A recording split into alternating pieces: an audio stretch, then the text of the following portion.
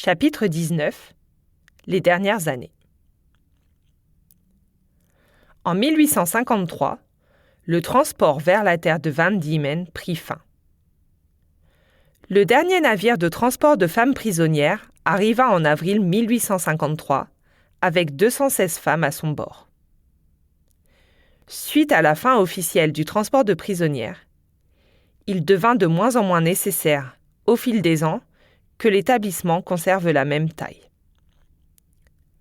Le nombre de prisonnières diminuait rapidement. Le système s'éteignait petit à petit. En 1856, le statut de la prison changea et elle devint une prison et une maison de correction sous l'autorité locale. Le nombre de prisonnières continua de diminuer jusqu'à ce qu'une grande partie de l'établissement ne soit plus utilisée. Donc le gouvernement ouvrit Cascade à d'autres institutions. Il y avait alors un besoin de soins pour les personnes défavorisées, pauvres et malades, qui sortaient souvent du système pénitentiaire.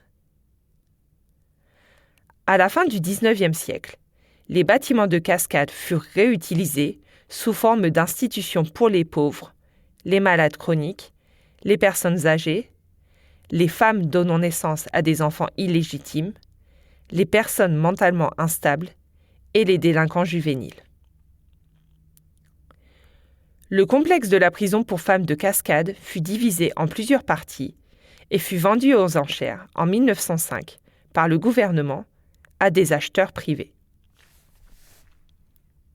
Depuis lors, presque tous les bâtiments d'origine ont été démolis et un certain nombre de bâtiments industriels ont été construits au fil du temps sur le site, notamment une cave à vin, des cours de tennis, des usines de peinture et de bonbons.